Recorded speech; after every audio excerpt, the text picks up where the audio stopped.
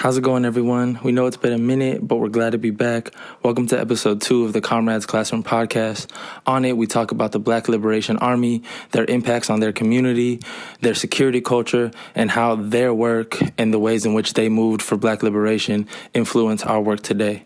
On the actual podcast, the first thing you're going to hear is a documentary shot with Thomas Blood McCreary, a former Black Liberation Army member, who gives a full and personal detailed history of his experiences with the collective.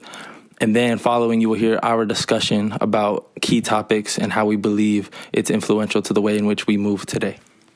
Yeah. That labor of love. It's that labor. That labor of love. I feel my body will perish, my love will last forever. I hold you down eternally like you my last endeavor. And when I tell you I got you, I don't mean I possess unconditional support, and then I will digress. Ooh, you know I savor love. It's that labor of love. Ooh, you know I savor love. It's that labor, the labor, the labor. You know I savor, I savor, I savor. It's that labor, the labor, the labor. You know I savor, I savor, I savor. Yeah. Come on now. It's Double MC, baby. Yeah, You already know what it is. Labor of love, y'all. Come on. Yeah.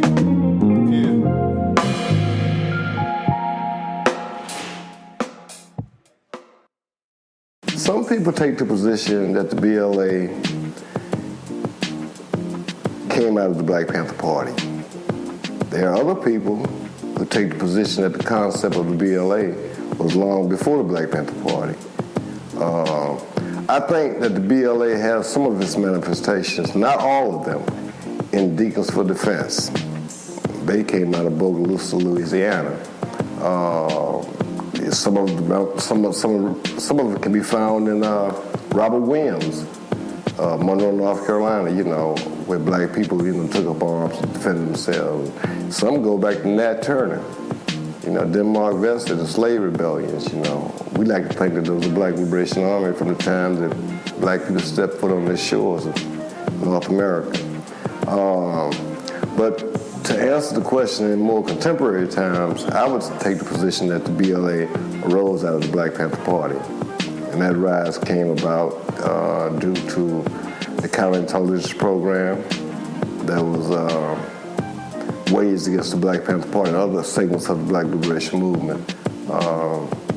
The BLA was an organization. I take the position that the BLA came about. The Black Panther Party gave birth to the contemporary Black Liberation Army. This was a very difficult birth, meaning that the BLA was born in blood. It was premature, but the conditions of the time and the split within the Black Panther Party made us have to move the way we started moving. But if we had had more time, I think that we could have did a much better job in terms of developing the Black Liberation Army. Well, it was two major factors. It all stemmed from the counterintelligence program. Once J. Edgar Hoover started waging war against the party, a lot of things started happening. A lot of Panthers started getting framed up on trumped-up charges, sentenced to long prison sentences. There was a lot of conspiracy cases going on during that time. Panther 21 case, which involved Sunday Outer and a number of other Panthers. There were killings taking place through the government, Fred Hampton. The counterintelligence program of US organization, pitting us and the Panthers against each other, alleged to the death of Bunchy Carter and John Huggins at UCLA. Even the shootout with Bobby Hutton and whatnot, manifestation can be found within the counterintelligence program. So those were some of the conditions that forced people to have to go underground. Then there was a split within the Black Panther Party, which we now take the position that much of that was orchestrated by the counterintelligence program. It was exploited, and it started pitting Panthers against each other. And, people didn't feel safe, A lot of people, this split caused a number of Panthers and chapters around the country to be expelled. I just want to clarify some things in regards to the split. There are those who take the position that it was East-West Coast split, but the split was much deeper than the East-West Coast thing. We need to be real clear on that. New York Panther 21 was on trial. They were expelled from the Black Panther Party. Now that's prior to the New York chapter being expelled. They expelled, the Panther 21 was expelled, and then later the chapter was expelled. But not only did, and that's New York being on the East Coast, but also the LA chapter was expelled. It's a West Coast thing. Geronimo Pratt was expelled from the Black Panther Party. So you had leadership here on the East Coast of the Black Panther Party on the East Coast being expelled from the party, while the Panther chapter was left intact for a short period of time before they were expelled. You had people on the East Coast decided to go with Huey. For example, the Baltimore chapter, they went with the West Coast. So it was not, the split was much deeper than the East-West Coast thing. It had a lot to do with the leadership of the party at that time. It had a lot to do with police repression that brought this about. The split in part was brought about due to the counterintelligence program. And due to the pressures that the counterintelligence program was placing upon the party, there were those in leadership, and some of their thinking was that they wanted to de-radicalize the Black Panther Party. They took on reformist, things that they were doing in terms of organizing the masses of people. There are those that say that the Black Panther Party existed for 16 years, from 66 to 82 or 83. And then there are those who say that the party existed as a revolutionary organization from 1966 to 1971. And in 71, well, that was when the New York chapter was expelled and whatnot.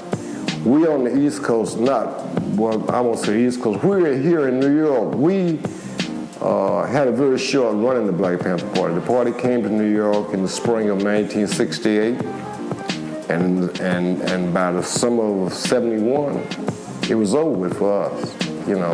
We had a 3-year run in the Black Panther Party, but it was a very intense 3 years, very, very intense. I mean, we crowded, I would say, 30 years into those 3 years. And those 3 years, due to government repression, left an indelible mark among members of the Black Panther Party. A lot of people were still, who were in their 60s, late 50s, who are still affected from that period of time. It had a profound effect upon a lot of people, A lot of people are still damaged from that period of time. But you have people with psychosis, you have people who have mental disorders, you have people who took to drinking and drugs, alcohol, post-traumatic stress disorder stemming from that period of time and whatnot, nervous breakdowns, a whole assortment of ailments that came out of that period of time because, you had young people. The average Panther was between the ages of 17, 22. That was the average age of a Panther, 23 maybe. But when you got to be 25, 30, you were considered old. Eldridge, we referred to Eldridge as Papa Rage. Eldridge was in his 30s, so that was considered old. So you had a lot of youth that came into the party, and they gave it their all. It was very committed and very, very committed young people who came into the party.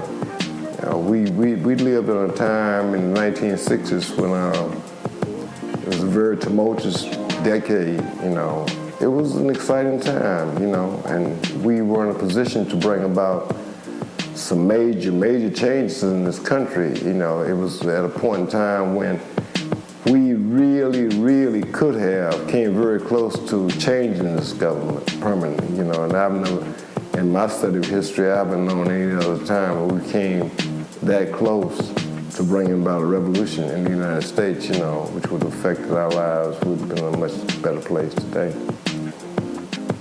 I would think that in the beginning that Bobby and Huey, having an understanding of Marxism, Leninism, and Maoist thought, they, and the overall black movement at the time, a lot of elements of the black movement knew that we would be in for a protracted struggle, and that we knew that we would have to have a military apparatus to even defend any type of organization for security and other aspects that an organization of that type would need.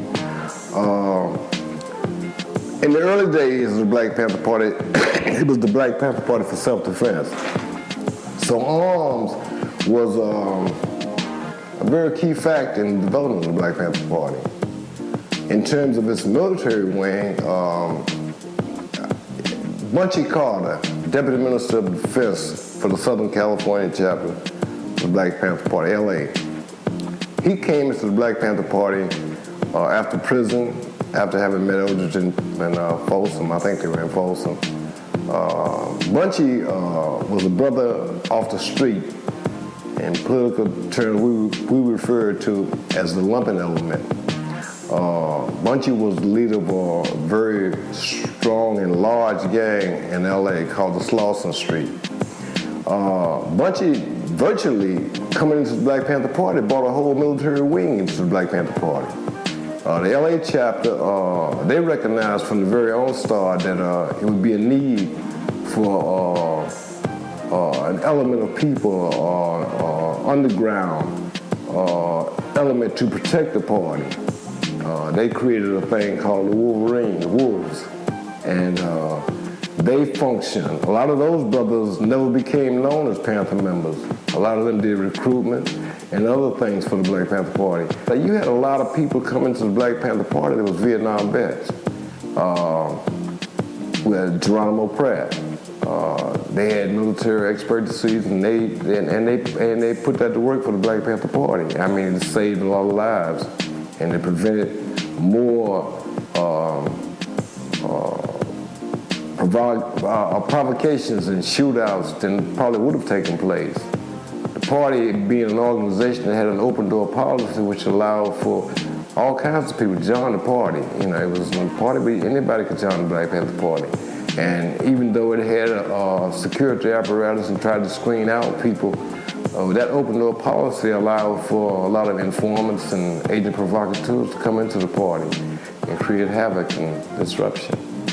You know, I would say that there were Panthers, especially in the LA chapter, who never became known to the public as Panther members, who did things for the party, a military fashion for the party, and protected the party. And I would suppose that existed in other chapters around the country. There was always security apparatus, but the formation of the Black Liberation Army really took off when the counterintelligence program from 68 to 69 on, when the heat of all that was coming out and Panthers were being murdered around the country, that's when the BLA was having its formative years. You know, in contemporary times, because we talked earlier about the BLA having a concept going back years and years and years before that. And the BLA, you know, why it got its birth from the Black Panther Party. Many people came in, some people, a lot of people who were never Panthers became drafted by the Black Liberation Army. The BLA, one of the things that I was proud of the BLA was that it was never ever infiltrated. That's not to say that people didn't get captured and give up information, but it was never infiltrated because you didn't join the BLA or pick the BLA picked you. You know, many people was chosen and called, and people had a right to heed that call or not. But it wasn't all so where you could go and join the BLA. You know, those people were handpicked, and cadres and cells picked their people, and were able to function that way. You know, autonomously from other cells. All cells wasn't autonomous, but there were a lot of cells who were autonomous from each other, and that kept down informants and people informing on certain things within BLA because you could only deal with your cell at your particular time. Then the BLA had a policy of the cells that I function with. We had a policy of that 24-hour period. You know, the Algerians, we took that concept from them.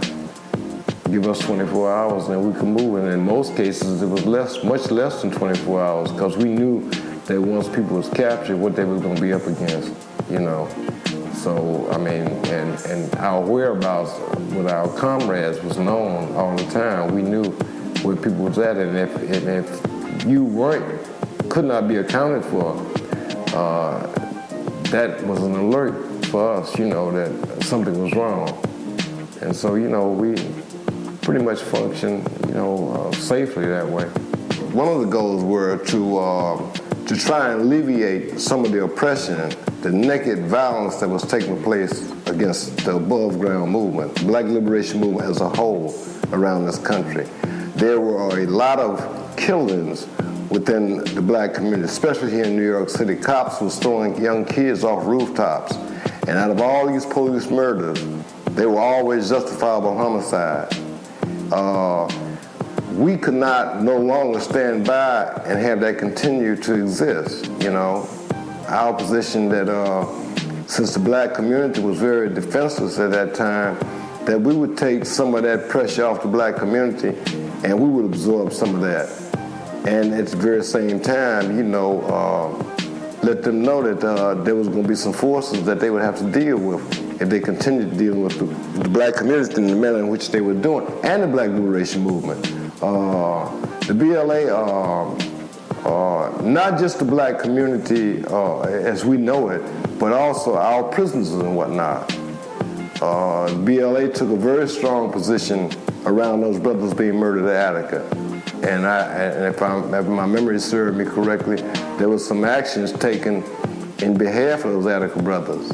The same thing with George Jackson when he was murdered in San Quentin. We wanted all the forces that be in this country to know that there was going to be some consequences if you kept moving in the manner in which you were moving.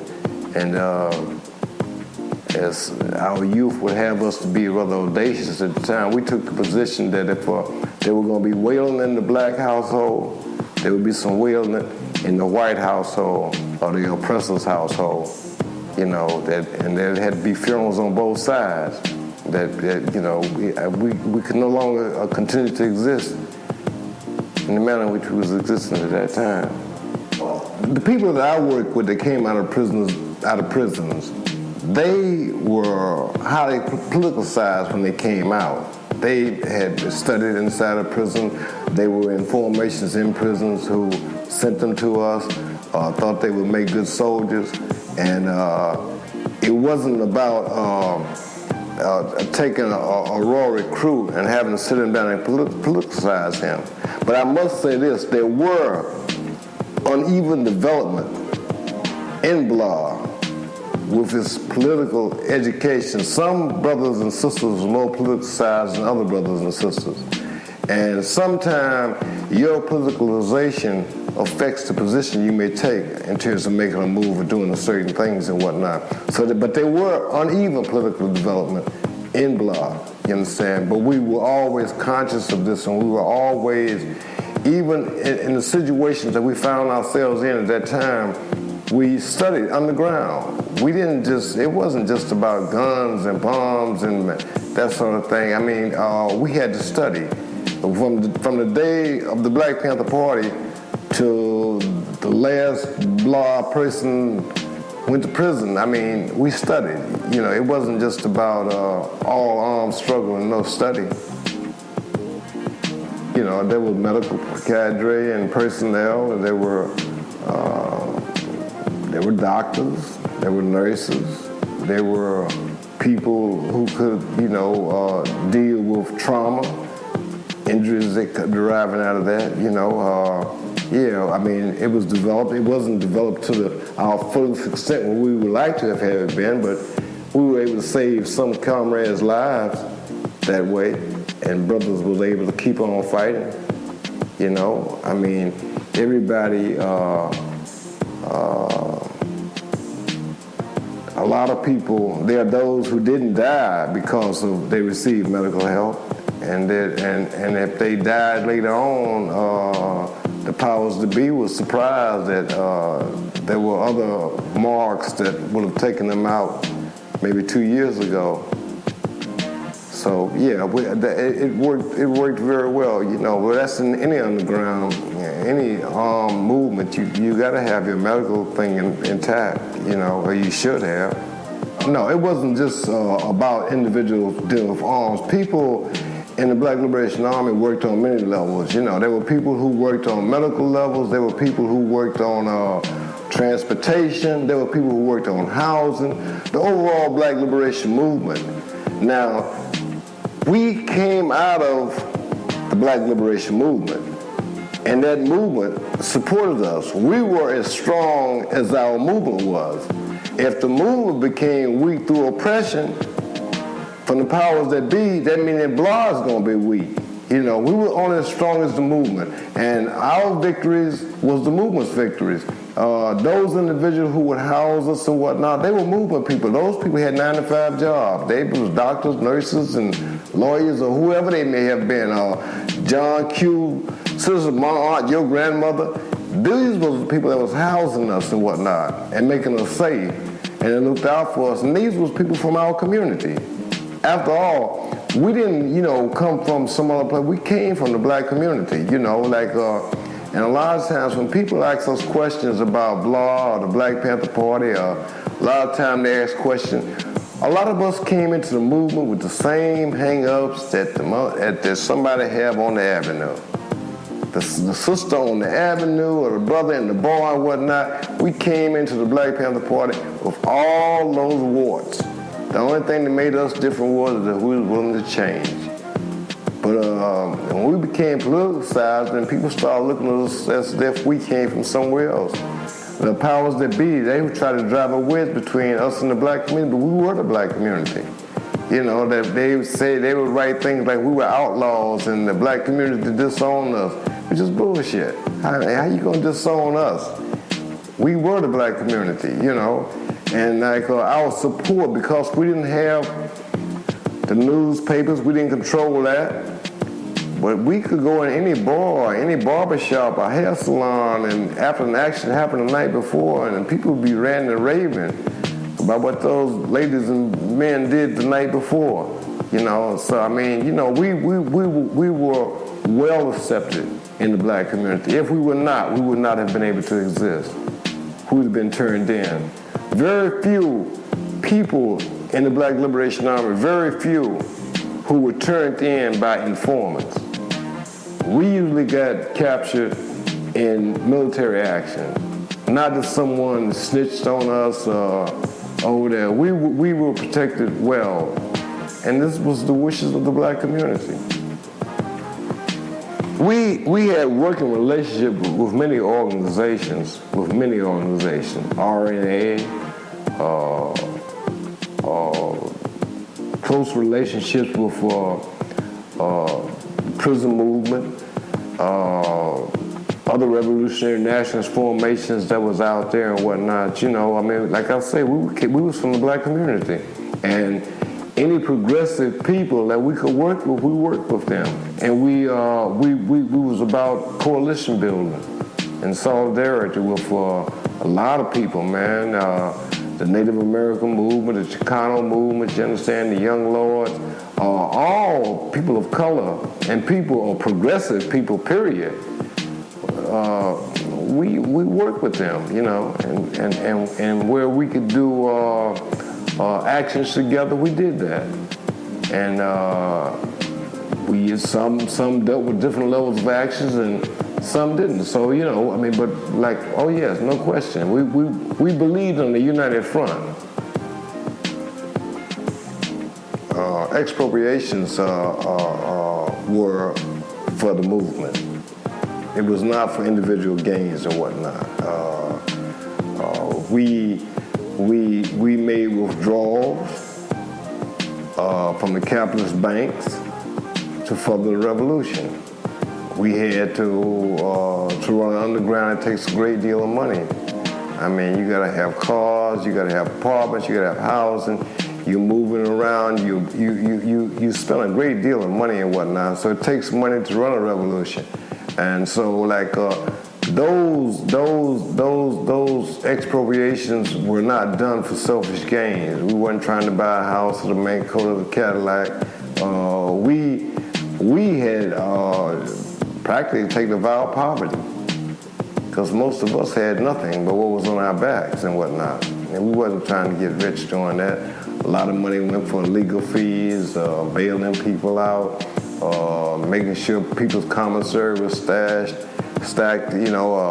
Brothers didn't have to suffer or want for much if they were captured. A lot of our time was spent in terms of trying to liberate brothers who were captured. So, it takes money to run any kind of struggle. I think that we should keep in mind that BLA, being a military wing of the liberation movement, and the political apparatus that was above ground and supporting BLA, it was their place to deal with those types of answers. But the Black Panther Party dealt with that early on. If you remember, Bobby Knowles went to Sacramento with guns. And that was because the law of California at that time allowed you to have guns. And you could have them openly. And you could have them in a car as long as a round wasn't in the chamber. In New York at the same time, New York's laws was different. It had a Sullivan law, meaning you could get up to 5 years, I think, at that time, for having a concealed weapon. California, you could have your weapon out in the open and whatnot. And so the party, in its early days, coming out of California, you understand, they were able to deal with that from a legal point of view in terms of carrying arms. When the legislature, Ronald Reagan, being the governor at the time, wanted to take away with that law, that's when they marched on Sacramento. And, that's when the party got its major national, international notoriety from that episode, that them trying not to prevent them from passing that law. They would take their arms away from them because at that time they needed them in California. We know that a lot of times when we're captured in prison, that we have to deal with the bourgeois legal system.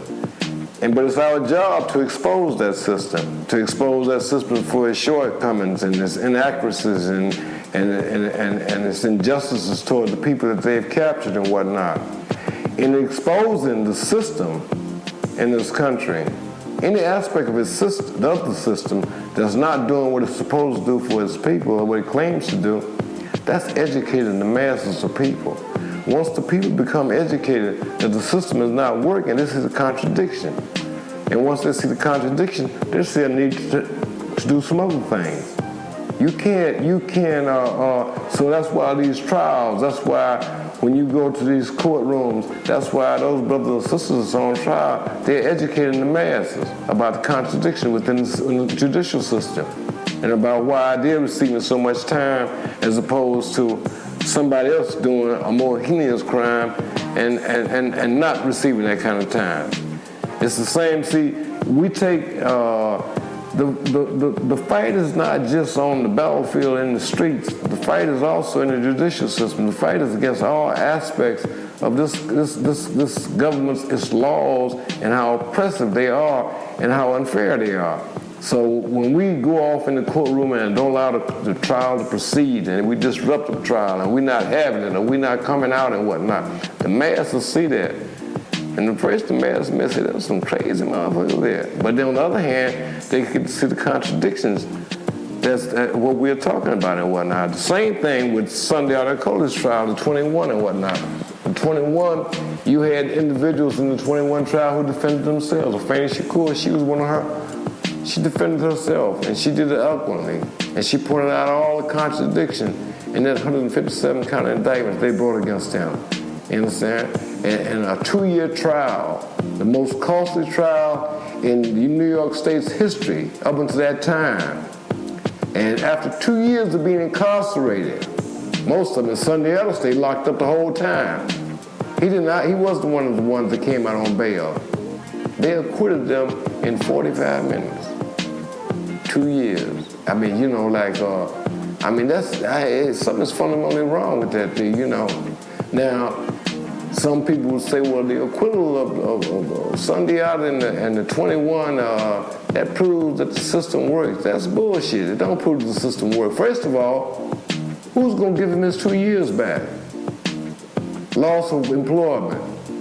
Name smeared through the mud.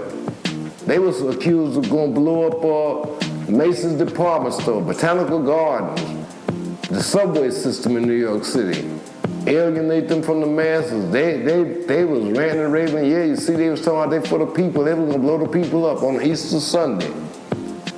So these are the contradictions, man, you know, like that they were able to expose and whatnot at that time. And same thing with the BLA trials. All those trials were disruptive trials because we wasn't going to go to the penitentiary willingly.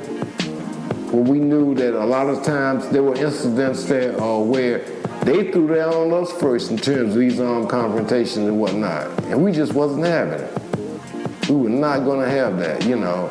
That like I said, if there had to be funerals, there'd be funerals on both sides. Some of the differences with the Deacons for Defense, you see. My understanding of history around the Deacons for Defense, here's some brothers and sisters came out of Bogalusa, Louisiana, because it was a very oppressive place. And it was also a place where the civil rights movement had failed to go into, in certain parts of Louisiana. You see history of them marching in Mississippi and Alabama. Louisiana, man, especially Bogalusa, was off the charts. So those brothers and sisters down there had to take up arms to defend themselves. They were killing and lynching people, and it all didn't make the news. And then on the other hand, the Deacons for Defense was the ones who strung that perimeter around the civil rights marches. When we see these marches marching through Mississippi and Alabama, long lines of people, ask yourself, why did the Klan just run out of the woods and start shooting and killing up a bunch of people? Because them brothers was back in them woods and whatnot. They put that defense around the civil rights movement. And I think it's very, very unfair to them to not have been recognized as such. Because the civil rights movement want to take the position that it's about nonviolence. They didn't want to talk about the people with the guns and whatnot and people who stood up like that. And that does a disservice to our overall movement. It does a disservice to black people. It does a disservice in terms of our history and whatnot. When we don't talk about that aspect of our history and whatnot, when we try to criminalize that aspect of our history and say they're just a bunch of thugs and whatnot, and then they're off the street and whatnot. Everybody wasn't being beaten and water hosed down and turning the other cheek. You know, we know that from Nat Turner and Harriet Tubman. And if you do a little further study in your history and whatnot, we know that with John Brown and Harper's Ferry and the raid and whatnot. And if you go a little further in that history there, then you have to ask yourself, why didn't Frederick Douglass, why wasn't he on that raid? Harriet Tubman and the rest of them. Now, Harriet Tubman, that's my hero in that. I mean, I love this woman, man. But I mean, so don't take the position that those brothers and sisters out there who died out there like that and who put their lives on the line, that it didn't matter, that it was just a futile attempt, exercising futility. That's nonsense, you know. I mean, like, a lot of those brothers in the Deacons for Defense, they left Louisiana. A lot of them came into the North and Chicago and became taxi drivers and melted off into history and whatnot. But it's unfair to the generation that come along now that don't know anything about that history and whatnot. And to think that we were just always subservient and passive and just dying peacefully You know, that's ridiculous, man. You know, if we're going to tell the history of black people in this country, we need to tell all aspects of it, the good, the bad, and the ugly. We need to talk about all of that there, and then let the chips fall where they may. You know, I mean, no other people that I know of, that I've read about, have ever suppressed that aspect of their history when it existed. You know, we're so fond to talk about how brave we fought in World War II and World War III, and like, but when it comes for black people, we ain't got no blood. We bleed all over the world, but we ain't, like Malcolm said, we ain't got no blood when it comes to us, you know. That's legitimate. We bled in Germany, Korea, Vietnam, you know, but like here, and we went to war in those places for much less than would have happened to us here. You know, I mean, for much, much less, you know. It happens all the time, I suppose, huh? Freedom to be safe, freedom to not be messed with, freedom to, you know, pursue your life and your livelihood and without restraints. We're not talking about integration, you know, we're talking about just pure, simple freedom. You know, I mean, to be left alone, to be safe in your home and whatnot, to be, you have some intellectual prowess to pursue all that you can be. You know, that's freedom. You know, I mean, like, and why should we have to point to black children who become exceptional scholars or go into space?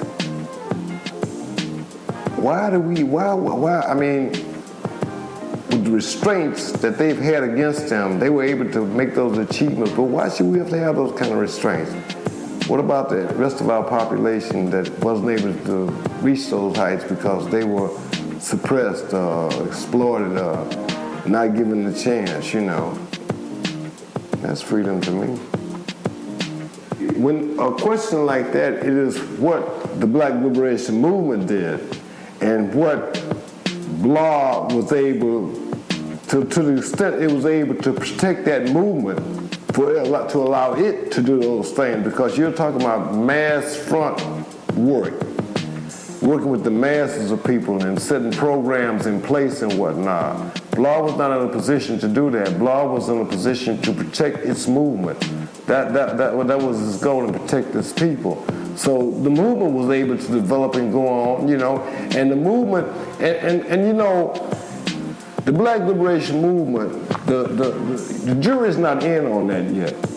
You know, Nob is jury in on Blah.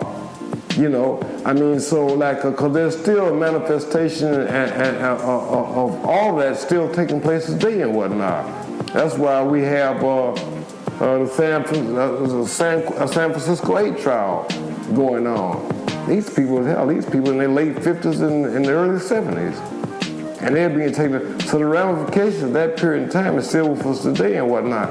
And it also is manifesting, that period of time and that history is manifesting itself in the hip-hop world today. You know, that's why you have a lot of people in the hip-hop movement becoming consciousness, you know, as opposed to, say, 5 or 6 years ago. There seemed to have been a transformative development within the hip-hop consciousness. You know, I mean, they're saying things now that they weren't saying 10 years ago. Hell, Alicia Keys recently made a comment about they needed another Black Panther Party. It wasn't, these things were not taking place in the last 10, 15 years. They are doing research on that period and that history and whatnot. Unlike our times from the 60s, struggle was in all of our culture, all aspects of our culture. You had James Brown, Say It Loud, I'm Black and I'm Proud. You had the Temptations. You had people doing anti-drug songs during that period of time. You had Last Poet talking about revolution and whatnot. Nikki Giovanni. in her poetry, little known sister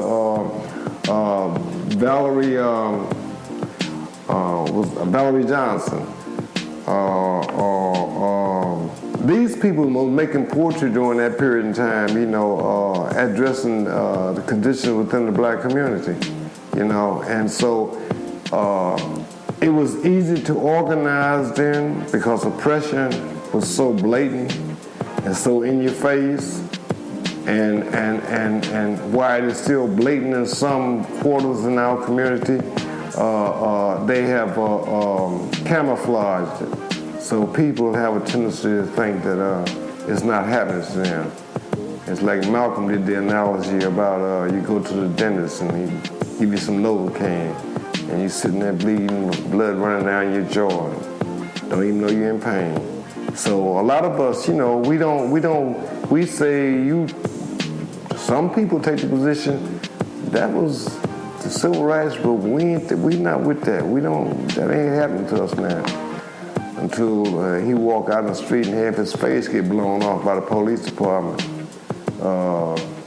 He get beat into the cement out there. He find himself railroaded to one of the state penitentiaries with a life sentence for a crime he didn't commit.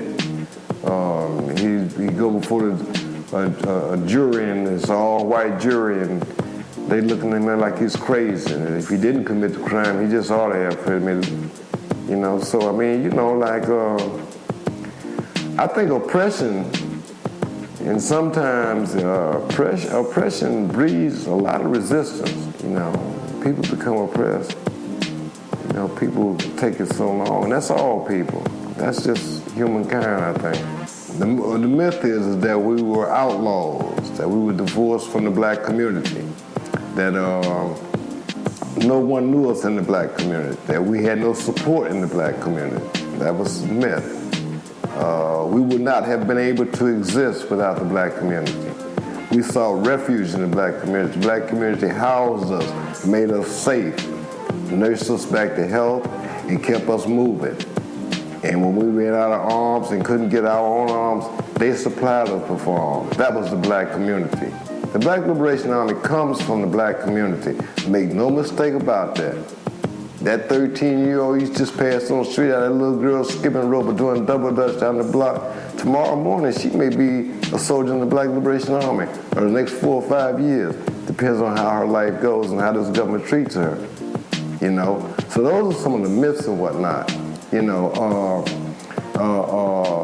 The Black Liberation Army have did wonders in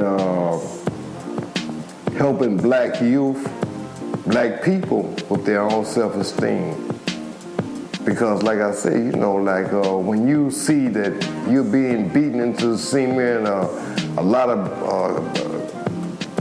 funerals of your people and nobody else is paying for this shit, that's like a hopeless situation. That's demoralizing. No one should have to live like that. And you shouldn't want to bring your children up in a society like that. Imagine what that's doing to a 6 or 7-year-old, seeing someone drugged down the stair, 4 or 5 flights of stairs and whatnot, beaten to death, and then there's no justice, there's nothing happens behind that. That person is being scarred. That is psychological violence against the youth, So, we think that even in our loss and those who died and whatnot, we think that it was the right thing to do at that period in time. Given the information that we had at that period in time, if we had no other information out there, then we would do it all over again tomorrow in a heartbeat, the same way. Because we only can make decisions on what we have and what we know. Fear makes people act strangely. And we have to understand fear. We can't hold that against the people. It was fear. It was fear from the counterintelligence program. It was fear how they was moving on us and how they came down on the black community, certain elements in the black. People had their doors kicked in, was not even affiliated with the Black Liberation Army. In this search for us, it was fear. And so we understand what fear can do. If the movement, if the liberation movement, the black liberation movement as a whole, had been stronger, we would have been able to weather that storm there. But I mean, the people, man, you know, like, we didn't just deal with the local police department. The counterintelligence program, we was dealing with the Central Intelligence Agency, Army Security, Naval Security. All of these people spied on the black liberation movement in this country and the BLA. We got tons and tons and tons of files that the counterintelligence program kept on individuals and whatnot. Now, mind you, all this paperwork that they kept on, and a lot of us, man, like I say, we weren't even 25 years old at that time. And so that kind of repression coming down on the black community made people fearful, you know? But again, I say, if the black liberation movement was stronger, we would be only as strong as our movement. If the civil rights movement, if other elements in the black community had supported us, it wouldn't have been that way. It would not have turned out that way. We, from the people, we can only do what the people do. We don't have the power to just liberate our people, because if we could, we would have, and we would have did it much before all those deaths took place.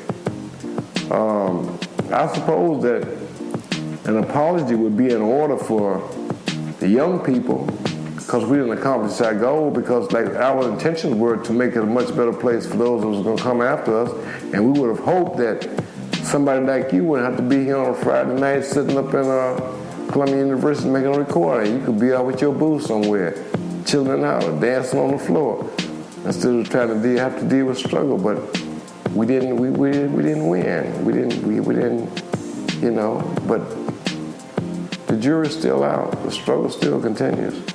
Our elected officials, the black officials, and the black so-called leaders, they don't have enough backbone to speak out on those people and whatnot. Obama, they talking about president. I can't see voting for anybody if he ain't talking about freeing some political prisoners. Why shouldn't that be? I mean, why aren't people confronting people about that? Hillary Clinton for that matter. Bill Clinton cut loose a few people when he left office and whatnot. Some people but he didn't cut loose any black political prisoners. And he didn't free Lily Peltier. You know, I mean, I'm not saying that those people that he did give pardons to didn't deserve it, because they most certainly did. But it's an uneven development, you know. And I think that if the elected officials don't start speaking about political prisoners in the black community, they put pressure on them to speak about these people and whatnot. You talk about Nelson Mandela. We got Nelson Mandela. We got Sundar Kohli. We got Herman Bell. We got Jalil Montgomery. We got Bashir Hamid. We got all these political prisoners across the country, man. We got Yogi Pinell, who's sitting up in Florence. You got Dr. Mutulu Shakur. Those are our Nelson Mandela and whatnot. But it's safe to worship people from afar because it don't have the same ramifications and whatnot. When Nelson Mandela came to New York, we had to fight to even get to tell him about our political prisoners in this country. Nobody addresses that. Nobody talks about the American political prisoners and whatnot. And if they do, it's not publicized. And they're not saying it on a public forum where it can be heard. You understand? In the meantime, we got people that have been locked up 35 and 40 years. And you're talking about political prisoners. When you talk about political prisoners, you must always talk about our political exile, because we want them home too, without charges. There's no reason why Assata Shakur should need to be in Cuba and couldn't come to her mother's funeral, or her daughter's graduation, or the birth of her grandchildren. There's no need. We need to be crying out for those. All of our political prisoners need to be returned to the United States if they so desire. Sutter Whale, he's been out of the country almost 40 years. He's been in exile longer than a lot of us have been alive. That's a long time, man. You know, that's outrageous. Pete O'Neill, of course, Pete said he don't have a desire to come back no more, him and Shaw. And not just them, you got D.C. languishing down in the south of France. and the other brothers who were in France and in Egypt and elsewhere in North Africa that's in exile. We need, every time political prisoners is mentioned, our political exiles must be mentioned. There needs to be a campaign for those people to return to this country and whatnot, because a lot of them left here on trumped up charges, man, and that was fabricated by the government. And as a result of our movement benefiting from it, our people, taking that brunt force off of John Q. Citizen on the street in Bed-Stuy, Harlem, and saying that we'll deal with this ourselves. That took some of the pressure at the time off the black community. And that's what we wanted to do, you know. And then we found out that when we stepped out there and whatnot, they weren't all that bad and whatnot. It's a question of who lays down the most firepower. That's who wins the day. They ain't all that invincible. You understand? They're cowards, really. Because any time that you get up in the morning, man, and kiss your missus goodbye and strap on that gun and come into the black community and brutalize our people and whatnot, you're a coward. You're a coward. This community, our community, is the most defenseless community on the face of the earth, with the exception of the prison population. We got nothing to defend ourselves, you know. So they murder, kill, rape, jail us, and do what they want to do with impunity. So there was a period in time we can always go back to and say that wasn't happening like that. And that day will come again if the conditions don't change, because condition breeds resistance. Always have and always will. Good job. I just think that, in closing, I would just say free all our political prisoners and bring our exiles home.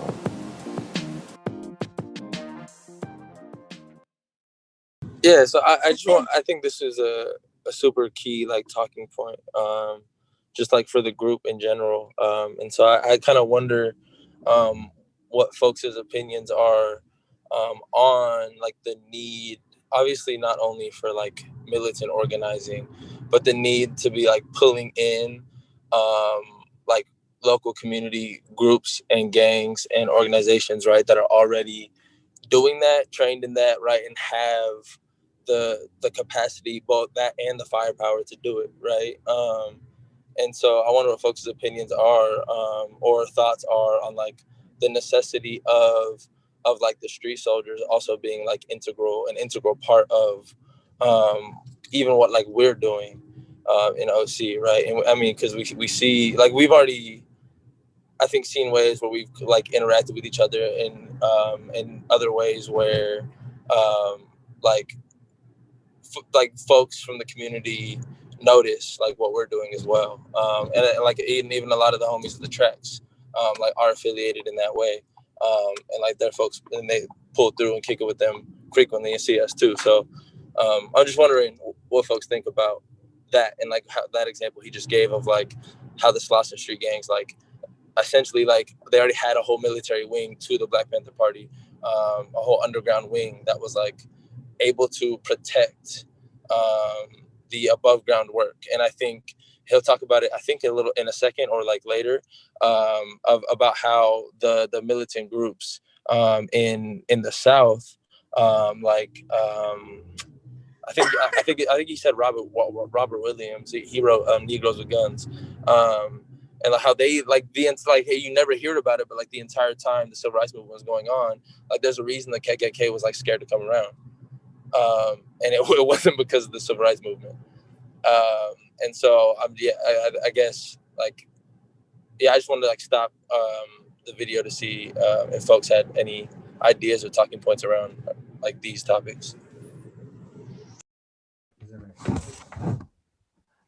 So I kind of want to mention something hopping off. When he uses the term lumpen when he described, I don't know if he already used it or he might be using it, because I remember catching it the first time I listened to it. But basically, he was characterizing a lot of the people that they would get that would have either been through the prison system and come out. I think that was the example used. I forget the gentleman's name, but he was using his example that he came out of prison and already had the Salsa Street gang. If I said the name correctly, yeah. So, but he called them lumpen, and I don't know his definition of it, but generally within like Marxist theory, the lumpen is short for lumpen proletariat, and it's sort of a pejorative, like kind of a in my view, a bit insulting, because the characterization you're making is that the lumpen proletariat don't have class consciousness. They're not politically conscious, and that they're usually sort of this idea of uneducated and very like exposed to like reactionary tendencies to either fall this way or that way. And I don't like that characterization. Maybe within the Black Panther, Black Liberation Army framework, they use that word differently, but classically it's used in that way to kind of say that these people don't have class consciousness, but at the same time they are actually using them for militant action and defense.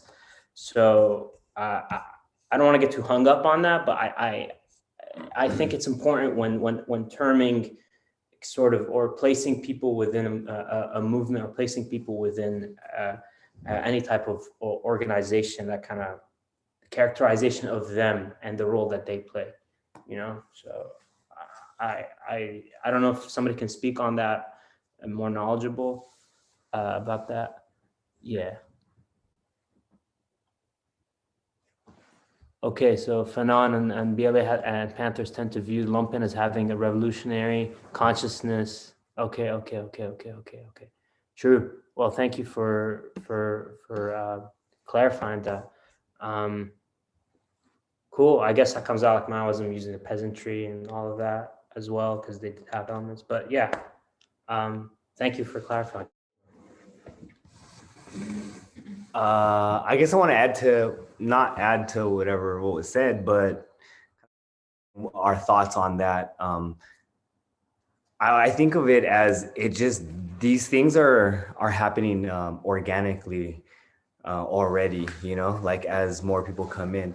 Let's just say like any of us, right? We're all coming together, but we also have like our own crews, our own homies that we grew up with that have our backs, right? So like if anything happened to one of us, I'm sure at least one of us has one person, I hope, right? If not, you can call me, I'll be there. But we have one person that'll pull up on us. So like that, like having that street security and whatnot already is going to be happening like organically as the pod. I don't know. I don't like that language, that pod, like, hey, but as the pod grows, right? We all have our own other pods that will pull up for us. And that happens organically, like having that like street level security. Yeah, that's just how I look at it. Yeah, do you kind of feel it as well, like how like we kind of all come together and then we already have our own little things, and like it's already happening organically, right? Like how you said, we pull up on the tracks and people are at the tracks, and No, I mean, I agree with you. I think when like you're doing it, if you're in the field and you're doing work alongside and with folks who are in that community, and actually like working alongside them to meet needs, like I do think it happens organically, right? And I think that also, like you're saying, you pull in like your different like units and pods or whatever that you've rocked with. And so not only does like the immediate circle like automatically grow larger, but like as you continue to like just be present in the community, like working to address different needs and like partnering and working alongside different folks like throughout the city or throughout one community or one neighborhood, I think you start to build in that way. And so I think there's like there's two things to it. Like I think the building and like the solidarity between folks is like super necessary. And then like but also like the strategic like conversations, I think, between certain survival programs and more underground networks that have the capacity of actual physical like firepower and defense. That mixed with like political education of like the whole collective, right? All those things like working together are important. And I think, yeah, it was really interesting to me to hear him like break down all the different survival programs that were active and how both in the South and throughout the major cities, the Black Liberation Army, and he kind of uses that term very broadly, like basically anyone who took up arms in defense of Black communities was the Black Liberation Army to him. And so like that was fascinating, the fact that no matter where you saw like Black struggle, you saw Black folks taking up arms and defending that underground. And like that is like, and he talks about how that was like robbed from our history. Like we don't talk about, in a sense, we don't talk about ourselves as always having resisted, as we talk about. It's usually the fact that, or being collective, right? The capitalism like teaches us then to become individuals, and then also like it strips us of any sort of resistance, right? Because we're taught that like we want to be more like John Lewis than to be actually like a Robert Williams. Right, and like even Kwame Ture is like too militant, right? Way too militant. Yeah, like sense. and like within that normative Yeah. frame. Like I don't remember who said that. Who was that at John Lewis's funeral? It was like, oh, Bill Clinton. That's who it was. Yeah. Anyway. Yeah. He was like, if we could have had it just this way, Yeah. more of like MLK. Yeah, more like John Lewis. Yeah. he was- Or he more was the like good John one or Lewis. whatever. Yeah. I think that's an interesting thing, and also like sort of this grounding of this perspective in like autonomy, that like each of these communities by themselves is doing this, like internally organizing, mobilizing folks. Yeah, I guess this one's just a comment because I looked it up to see how the Panthers use lumpen, and they used it very differently. They saw it as central to sort of the struggle of, just to read off. Its co-founders, Bobby Seale and Huey P. Newton, co-founders of the Black Panther Party, viewed the African-American lumpen proletariat as a potential organized threat if the party did not mobilize them. Seale included the brother who's pimping, the brother who's hustling, the unemployed, the downtrodden, the brother who's robbing banks, who's not politically conscious in his definition of lumpen proletariat. Newton called them street brothers, alienated from the system of oppression in the US, and sought to recruit them to the party. Their strategy was a controversial one, and people said certain things. It kind of like mixed sort of the gang dynamics a little bit and the culture, but they basically viewed it as a very important, in a sense, to mobilize the lumpen proletariat, the people that are suffering the most under capitalism, that are forced to do the things that they're doing. So yeah. And so I think this ties in with the mutual aid, right? Like we go into these neighborhoods that like we're a part of, right? And we're doing the mutual aid and we're providing, and then that alone grows it, right? Because like we're providing for families that like are in neighborhoods that like are in gang neighborhoods, right? And like with that comes time, and we build bonds. And if anything were to pop, right, we're feeding these neighborhoods like who's gonna right, they have our backs. And that like those peace treaties that you were talking about come from, I believe, that mutual aid, right? Because it just happens organically again. And like, because we're coming from different parts of Orange County, like whoever I know and wherever neighborhoods I'm going and helping out, and then like, let's just say like hasn't, like, you know, so then that already builds that connection. And I think it just, again, happens naturally. And, you know, I think you're Stack next. I was gonna say that something I see often is that like even game bangers here, like where I live at, a lot of them kind of have a peace treaty. The space that I operate out of, the people that game bang, they get together and feed houseless folks 3 days a week. And these are also people that have had like historic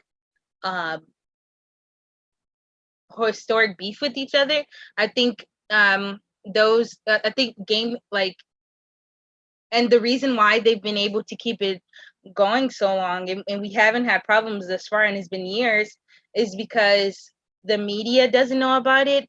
A lot of people don't know that they're doing it, so like no instigating can be brought upon them.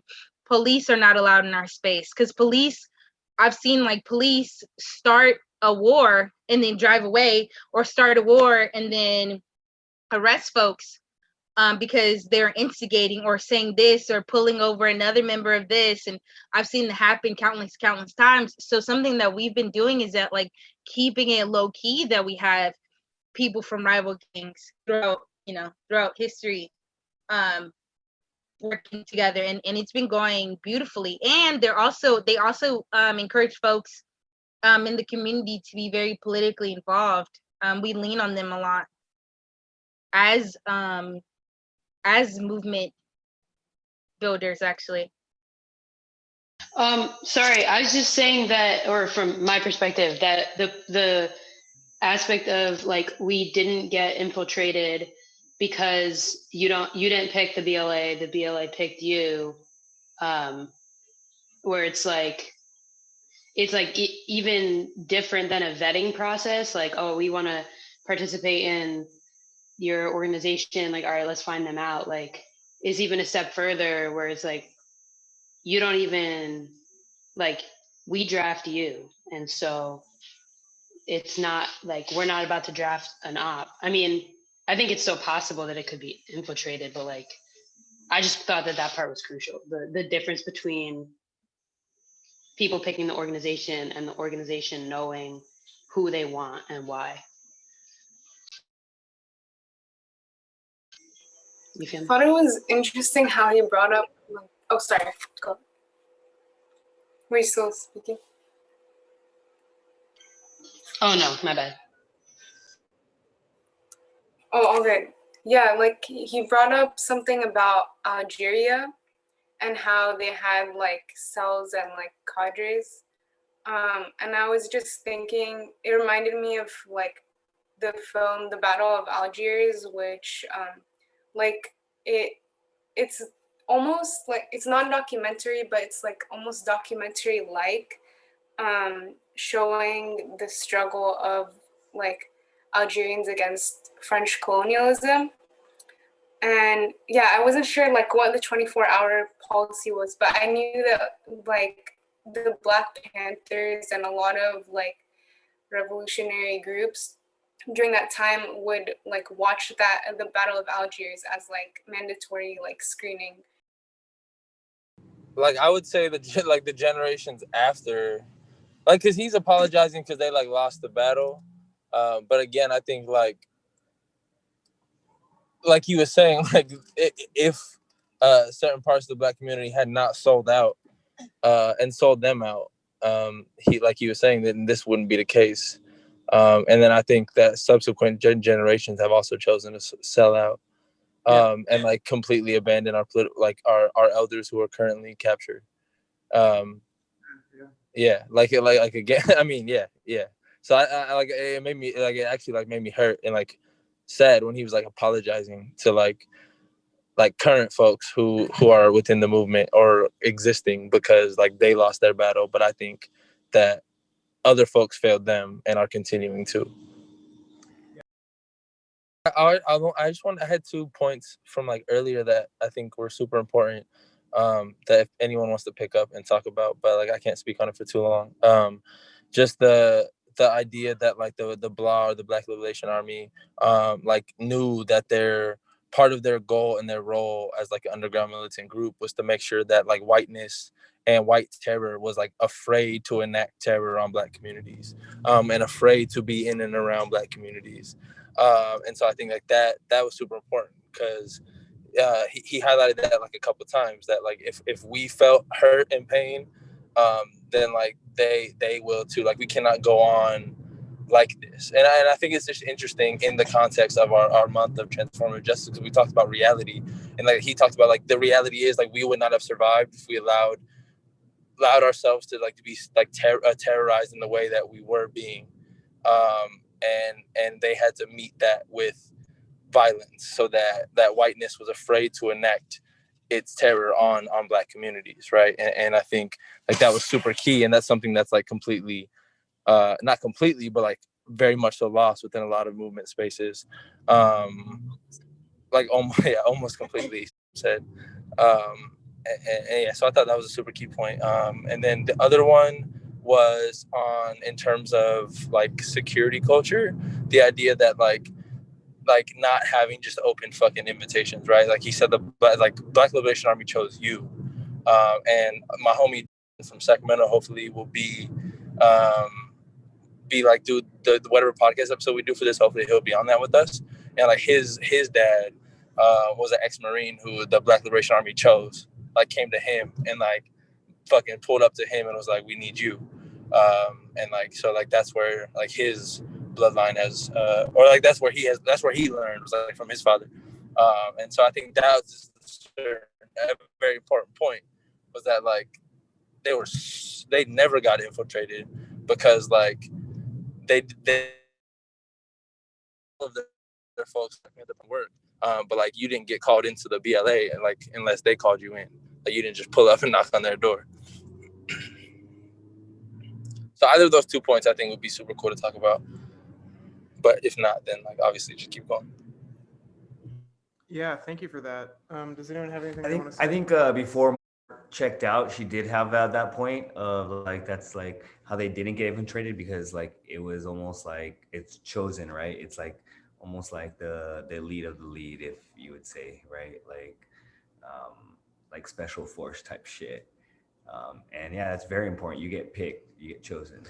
Yeah, and I think this kind of like opens the door for an interesting conversation into like security culture in our space and like how we think about this stuff. Like the way in which like a spectrum of political education, specifically leaning more towards like liberalism, can be like a very dangerous thing to have in that organization, because those people are not connected to the seriousness of what that is, right? That at a certain point, this is like important in having like just our own conversation about understanding like what is security in our spaces. Like, can we be around people who have this sort of position, this belief, this politically educated position that's further towards liberalism, even in association with this space, because we understand the violence that will be caused as like a sorry. Yeah, I see what you said right there. They don't understand the consequences of their actions. Exactly, it's a game to folks, right? Yeah, and like, and what the big lesson from like our elders who are incarcerated, right, is that this isn't a fucking game. Like, this is life and this is death. And like, I guess maybe just even tapping into that conversation we're having on Monday, like, what is grace in like that space? Like, when you think about it like that, like how much grace can be given? The homie in the video saying, and I completely just blanked on his name right now, like revolutions take money. This shit's expensive. Like feeding people is like very resource intensive. Sheltering people, providing healthcare for all this is like really, this is what costs a lot of money, and we're gonna have to like figure out how do we have like an income stream to deal with that, right? We know we need money to deal with this stuff, but at the same time, like how much danger is involved on the other side. I mean, we let them in as far as we take their money and then give them a postcard like, hey, you did a good job type shit, right? That's as far as it goes. There you go. And I just want to quickly read what Fatima said here, because I love Fanon, and this is a wonderful quote. Just was reminded of Fanon quote about what was said before. Each generation must, out of relative obscurity, discover its mission, fulfill it, or betray it. We must rid ourselves of the habit of minimizing the action of our fathers. They fought as well as they could, and if the echoes of the struggle have not resounded in the it was abbreviation for international arena. Thank you. We must realize that the reason for the silence lies less in their lack of heroism than in the fundamentally different international situation of our time. One thing I wanted to add, if no one else is going to, it's not from this piece, and it's not from the Jaleel Muntaqim one either. Oh, sorry. But it's from the Millennials Are Killing Capitalism podcast, and they like just a couple months ago or weeks, I don't even know, did an interview. I forget with who, I forget their name. And like that's the failure again of like us not knowing our elders and our political prisoners.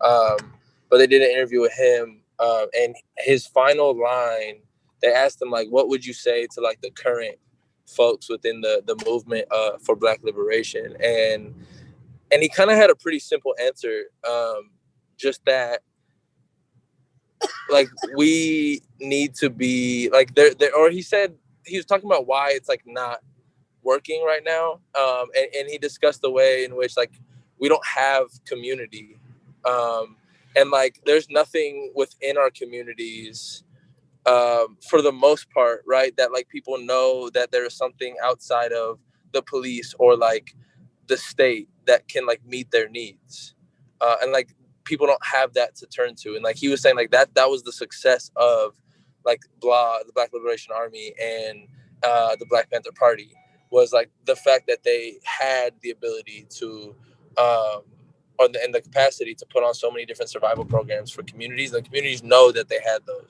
and they know that they have the protection. And it's not kind of been talking about it, and like there's like so many reasons like why, obviously, right? Like obviously capitalism makes it very intentional. It's where we can't build communities, both within our interpersonal lives and like on a communal level. But like that, I think that is like a note to take forward.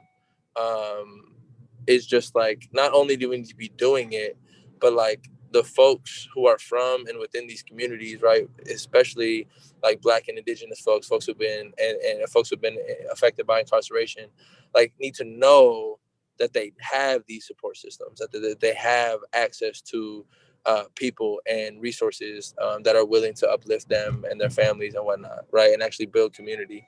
And I think that like there's so many quote unquote organizers and quote unquote activists and quote unquote folks who are like working for nonprofits or whatever, but like how are we actually building like straight up communities, right? Because like they were able to do that back then because like you knew everybody within where you lived, you knew everybody at your local school, you knew everybody at your local church. Like I feel like that is like we're so much further from that. One of the anecdotes was like that he used was like, we knew when the lady down the street couldn't feed her children, and like we were there to help, and like we don't even know the lady down the street.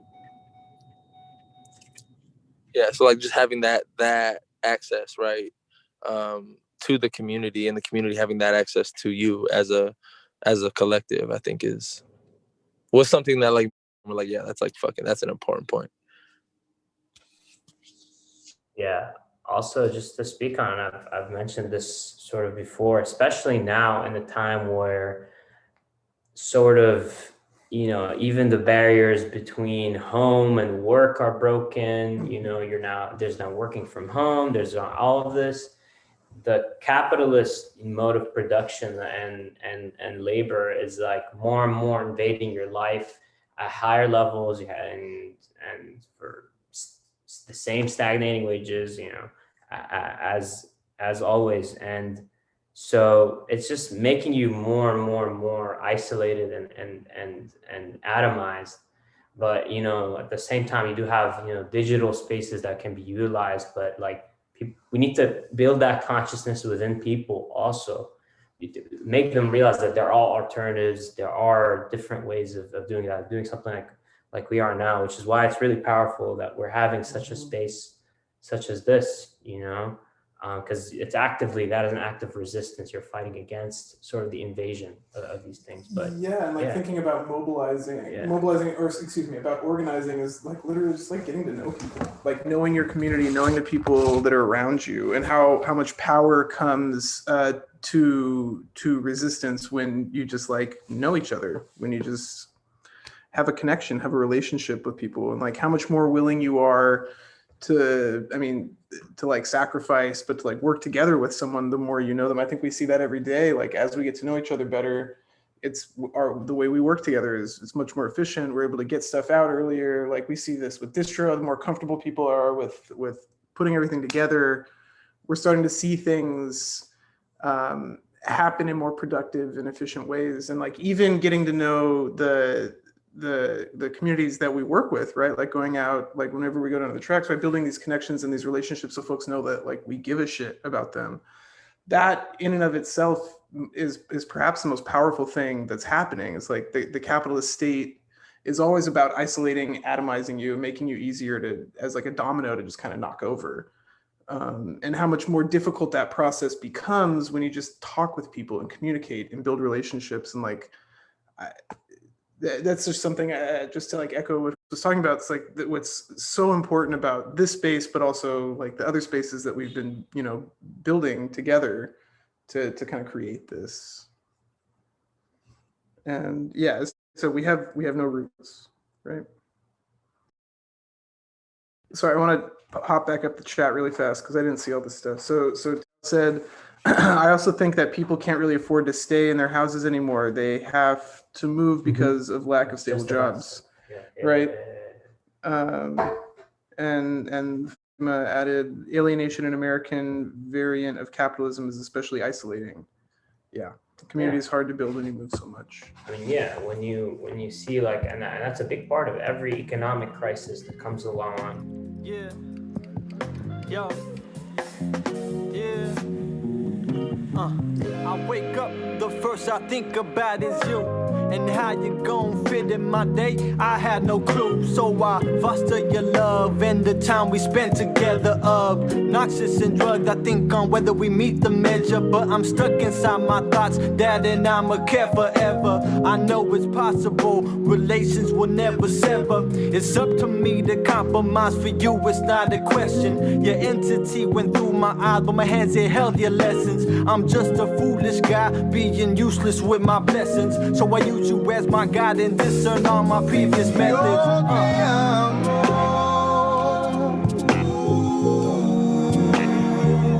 Te regalo unos ramos,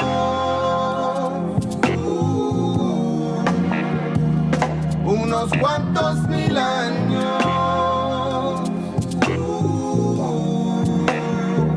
sin hacerte daño.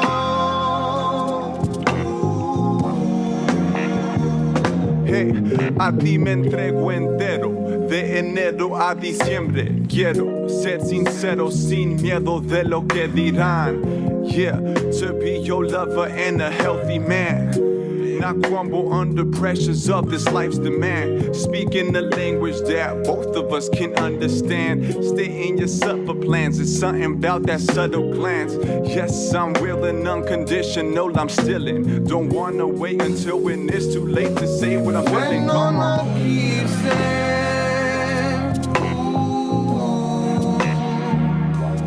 It's not so easy.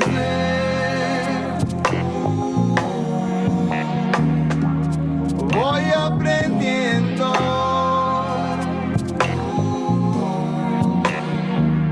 Cada día aprendiendo.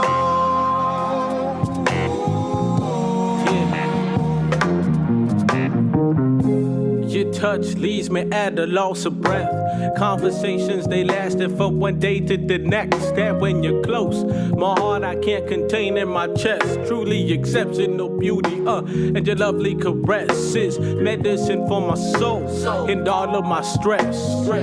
You making me better, you my Asada, you my Afidi, my Angela Davis, my queen, my Nefertiti, my rock when I'm feeling weak. You're what I see when I dream, cause when we're together, there's nothing that comes between us. When we're together, there's nothing that comes between, yeah. It's that motherfucking labor of love, Yeah. That labor of love, It's that labor. I feel my body will perish, my love will last forever. I hold you down eternally like you my last endeavor. And when I tell you I got you, I don't mean I possess unconditional support, and then I will digress. Ooh, you know I savor love. It's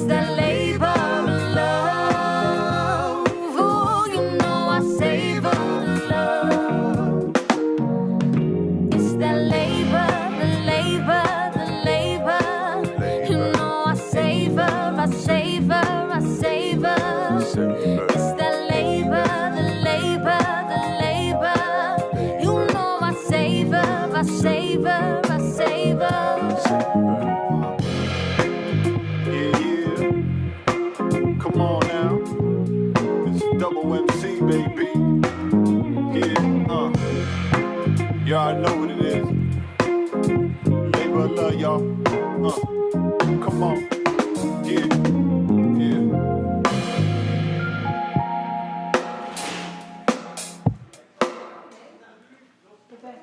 Pónganse de acuerdo para que recojan todo lo que está ahí, ¿ok? La comida y lo que usaron.